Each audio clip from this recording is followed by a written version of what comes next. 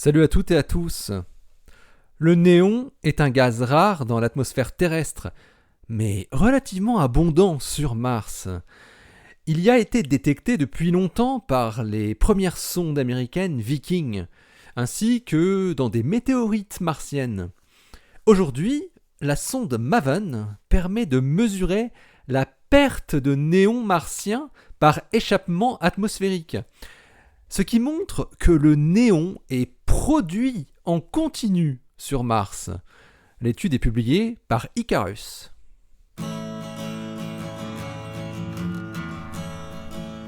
Astronomie, astrophysique, cosmologie, astroparticules. Ça se passe là-haut, par Eric Simon. Hiroyuki Kurokawa de l'Institut de technologie de Tokyo et ses collaborateurs japonais et français ont étudié les données de la sonde américaine MAVEN, Mars Atmosphere and Volatile Evolution, qui analyse l'atmosphère de Mars. Ils montrent que l'échelle de temps de la perte de néon par échappement atmosphérique, qui est estimée, est très courte, comprise entre 60 et 100 millions d'années, et qu'elle ne colle donc pas du tout avec les proportions de ce gaz noble qui sont mesurées. Les gaz nobles, y compris le néon, sont principalement éliminés par un processus appelé la pulvérisation, sputtering en anglais, l'éjection d'atomes et de molécules neutres par des collisions avec les ions accélérés du vent solaire. Comme le néon et l'argon sont tous deux éliminés par pulvérisation et qu'on connaît bien le processus pour l'argon, plus abondant, les chercheurs utilisent le taux de perte mesuré de l'argon, qui vaut 4,9 10 puissance 22 atomes par seconde, pour estimer celui du néon, car on connaît le lien entre les deux grâce à des simulations numériques qui ont été validées par les mesures in situ de MAVEN. Le taux de sputtering du néon martien est compris entre 0,7 et 10 puissance 20 atomes par seconde.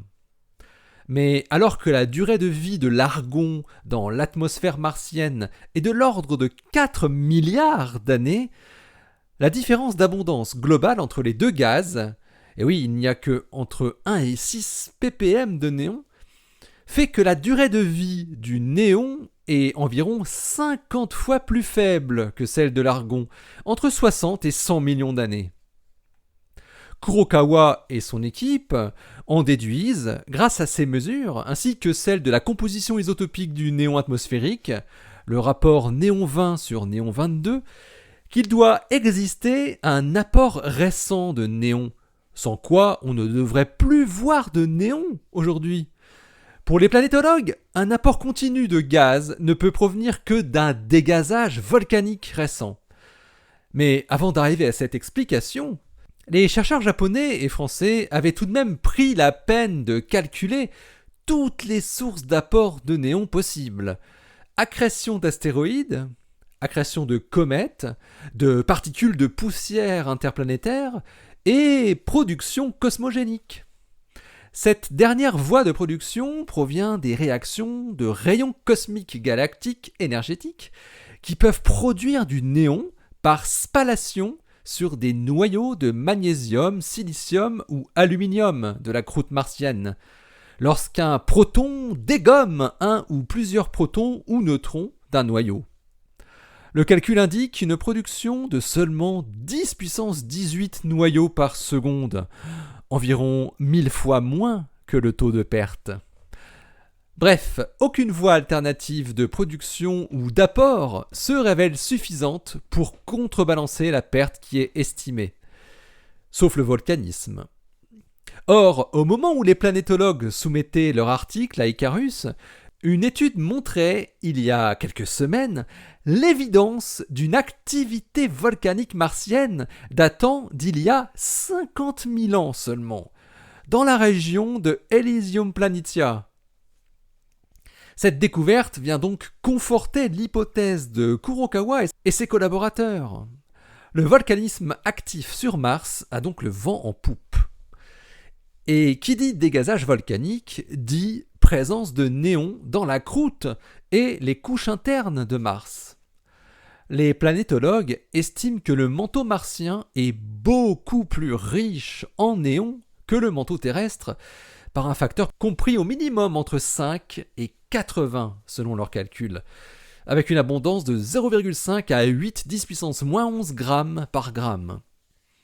Pour expliquer une telle différence entre Mars et la Terre, Kurokawa et ses collaborateurs expliquent que les processus de formation de Mars ont dû impliquer une capture très efficace des gaz de la nébuleuse solaire et l'accrétion de matériaux riches en néons, tels que la poussière implantée par le vent solaire lors du stade de formation de Mars. Mais cette explication reste fragile.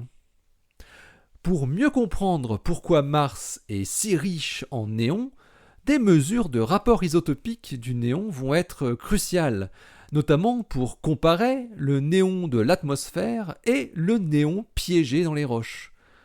L'analyse in situ, ou effectuée sur des échantillons de roches prélevées, va être de la plus haute importance pour cette recherche. L'article de Hiroyuki Kurokawa et ses collaborateurs est paru le 4 septembre 2021 en ligne sur Icarus et il porte le titre Mars Atmospheric Neon Suggests Volatile Rich Primitive Mantle. Allez, d'ici la prochaine, portez-vous bien, restez bien les yeux vers le ciel et restez bien les pieds sur Terre. Oui, on n'ira pas sur Mars, non. Allez, salut!